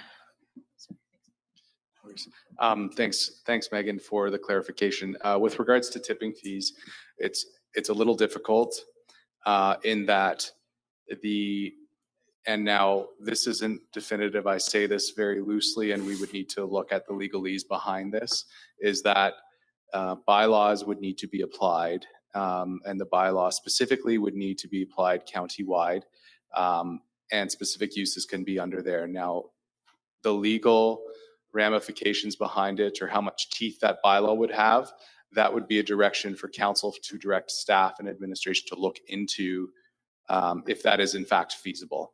And there are privately owned companies and there are companies whereby municipalities have some stake in there. So we need to look at the amount of teeth a bylaw would have for, in this case, there are private businesses that we're considering here. So I couldn't give you a definitive answer on the fact that could we apply for the tipping fees and get something out of that. We would really need to do some due diligence and some best practice research on bylaws and how much force they have with regards to private businesses for tipping fees. Thank you. And just to supplement, I have one and then I'll pass it over to the planner too. With regards to, there was a question about signage.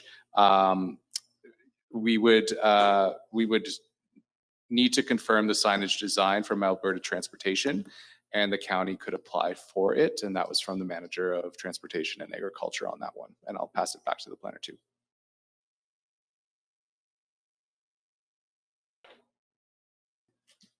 Through the chair, those were all the questions I had written down. I'm sure I missed some though. Were there any other questions?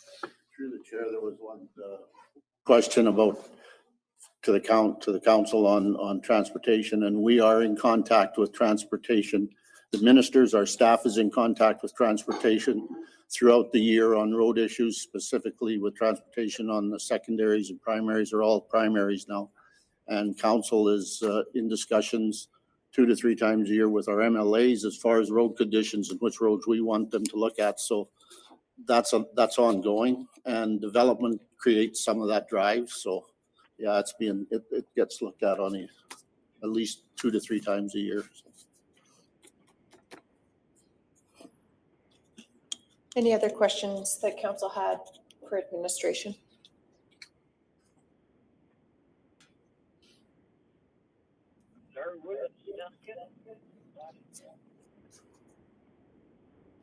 Hearing none, I'd like to thank the applicant and all of those present this evening for attending the hearing and making submissions. I will close the public hearing for bylaw 2020-03. Council's wishes. I'd like to make a few comments. It's a little lengthy on some of it, but I sit, there's some questions on landfills and proximity and where they're placed. I sit as the chairman of the Drumheller District Solid Waste Association, which is where you haul where all your solid waste or your household garbage goes. And all my comments aren't going to be positive, but some of them are. And that's all hauled to a landfill half a mile from downtown Drumheller. And there's 14 municipalities that belong to that. And we all haul our household waste and recyclables down there. Our land use bylaw does not have anything in it for landfills. When we last reviewed our landfill bylaw, not to put it in there.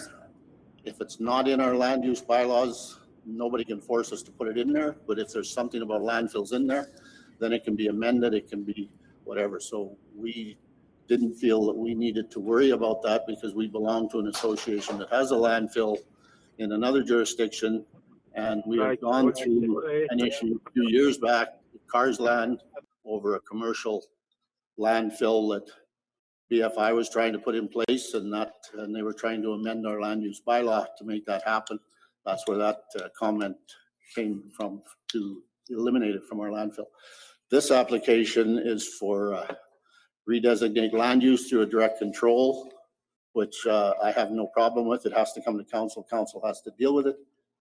The one in Brazeau County, they applied for that one. It's a 15-acre spot on 120 acres. And just as information, I had our previous CAO check into that one, and they're paying between $300,000 and $400,000 a year in taxes on that site. So this one could be in that range I'm guessing between $300,000 and $500,000 taxes, which the way things are going nowadays, we probably could use the extra funding, but that doesn't mean that it's a possible. One of our mandates is to look at increasing industrial growth as long as it's planned and coordinated. Now, my problem, and right from the beginning of this whole process, when they came to talk to our past CAO, Mr. Parkin, and myself, I made it abundantly clear to him that I had no real objections to what they were planning as far as oil-filled waste went. I thought it might be a good idea, as most of the people in this community have over the years, as some of them have said, have had their own companies that profited greatly within the oil industry. I know myself, I had a business in the oil industry for 25 years. Businesses within the town have generated some income off of that. Most of the farmers, the landowners in the area have generated income off of oil wells and work for in any. But the application in Brazos County, and I talked to the counselors up there a year ago, they didn't have an issue what was going on up there, but that is a Class II non-hazardous oil-filled solid waste landfill.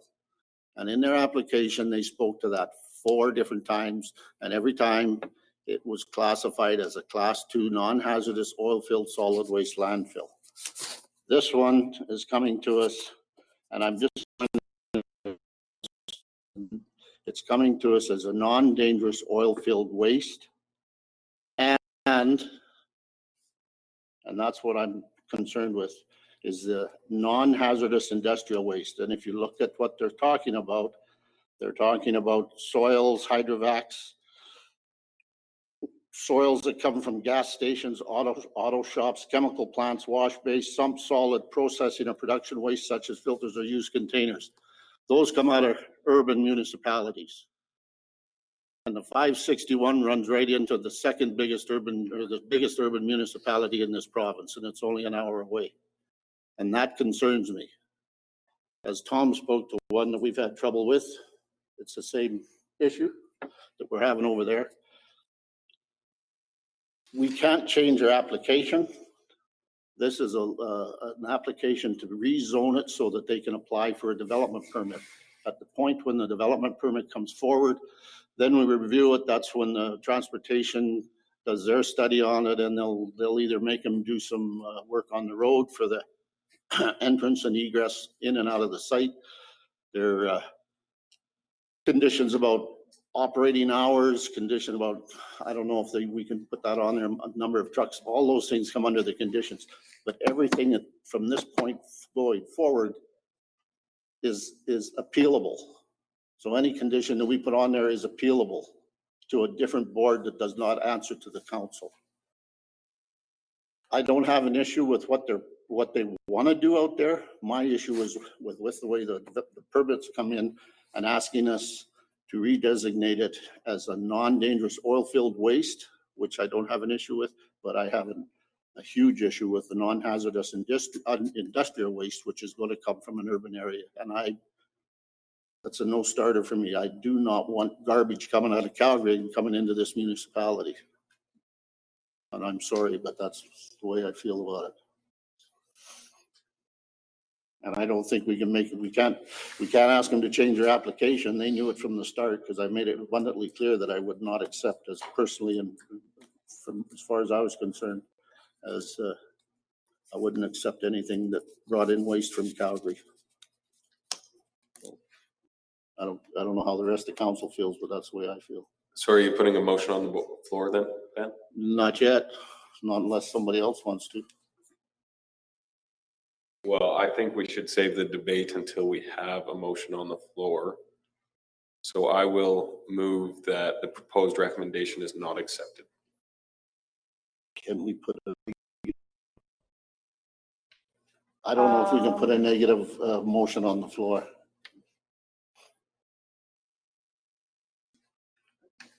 That's one of the options. Because if it's, I'll put a motion on the floor that we accept the application. Move second reading. I'll move second reading for the application. There's a motion on the floor to follow staff's recommendation to move second reading of bylaw 2020-03 to approve the redesignation from Ag General to Direct Control. Council debate. So I've got a few comments I've written down throughout the public hearing after listening to a number of residents. I'll just start with, I too remember when Sunshine bought that land for perhaps more than that it was worth. And I don't believe that it is marginal land as well. I mean, I'm a cattle producer. It was native land, a lot of that piece that they bought, and they tore it up. They created the marginal land. They realized they can make a profit on the cropland, but that's beside the point of the development. But I'm not going to penalize or fault the neighbors with dealing with a nuisance, no matter how big or small of a nuisance, on that decision by Sunshine. And I'm just because they can't do something with the land doesn't mean that they can go to you guys and say, look, deal with this, right? They can't ask for easy money and expect it to fix your guys' problems. So right there, it's a big issue for me. Not only that, I mean, we as a council have committed ourselves to being more open to business and attracting new tax revenue. However, we're trying to be very smart about it. We're trying to keep it to less impacted lands, industrial parks similar to West Highway 1 Industrial Park, Goldfinch, perhaps future ones in certain areas with really good transportation, service, rail, stuff that attracts business. And by putting certain developments out in God knows where, really, I mean, to a lot of people, that's, I mean, not me by any means.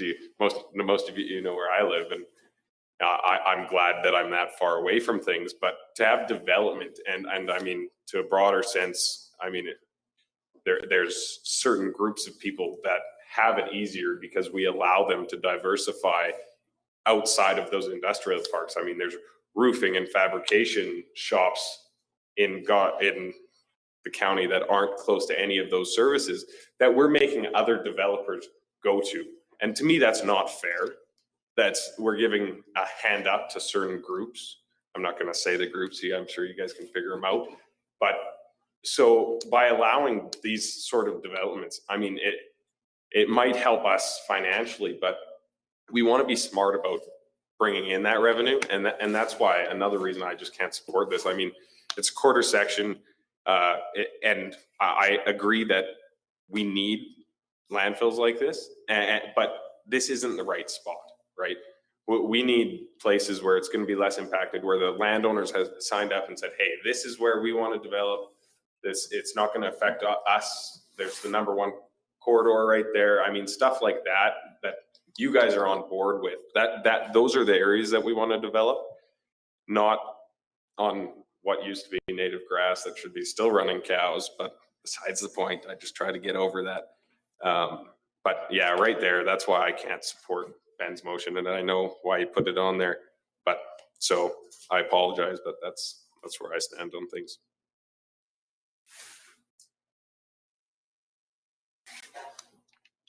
There seems to be a big discrepancy in the taxes. Is that with Brassard County must be with tipping fees? So the $300,000 that Ben was speaking to, I believe that was the total taxable area. So that's just what that parcel is assessed at.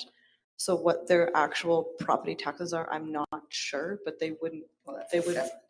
Yeah, It would depend on their mill rate. Yeah. Okay, thank you. Yeah, I was going to say, he wouldn't be there if it was that much. Just, Madam Brief, to council, specifically, the site is 135.15 acres total, with 15 acres designated as commercial use and 120.15 assessed as farmland. The site, with everything included, has an assessment of $336,660, and that is the information that we have.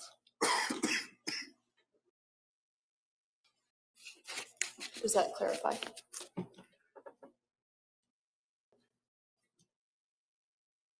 I can speak. I can't support the motion. Just the experience I've had with the county, learning the oversight and the cost of oversight of problems when they do arise, and all you just listening to the room, people have issues with it. So I'd have to look at some other revenue stream for, research the tipping fees to find out if how the best way to say it is, if the juice is worth the squeeze. It's just, to me, it's not. And it is my power as an elected official to make these judgments. And I look around the room and I don't see a lot of support, so that's how I feel.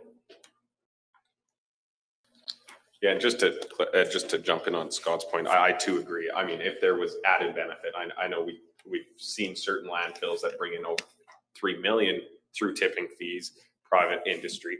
And I mean, if that were the case, it'd be a different story. I mean, then you as a community could see benefits. But until we see that, I mean, like Scott said, there's just not enough juice. And I feel too that there just isn't enough for the benefit for the community. And in reality, I believe that real estate would be affected. And I think the small town is struggling, and I think it would actually hurt it. That's my personal opinion. Hello, can anyone hear me? Yes, go ahead, Councillor Kester. This public hearing we had, outside of maybe 1.5 comments. Get closer to your mic, Glenn. Outside of 1.5 comments, most people were against it for whatever reasons. I don't know if they were good reasons or bad reasons, but it was their personal feeling. And every time we've had a public hearing for me in the county, be it a campground, be it an acreage someplace, if majority of the residents surrounding it were not in favor, I find it's just a recipe for conflict into the future. There should have been, or maybe could have been, or maybe more getting the ratepayers on side, but I don't hear that. And yeah, that's the whole purpose of the public hearing. Whole purpose of the process is to have the area ratepayers come support it or not support it. And they elect their councillors to support them. So I've said enough.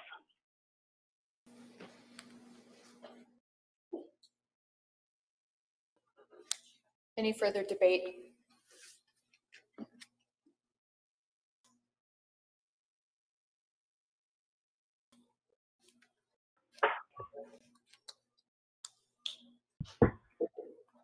If there's no further discussion, I'll call the question. There's a motion on the floor to approve second reading of bylaw 2020-03.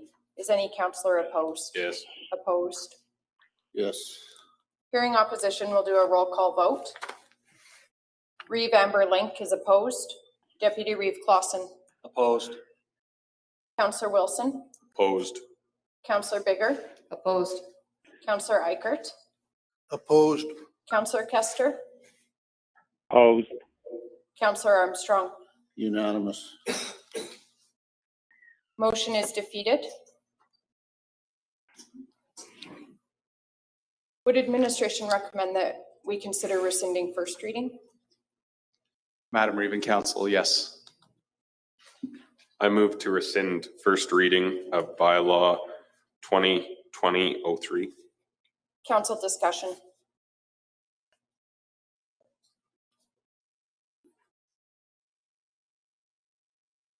Is any councillor opposed?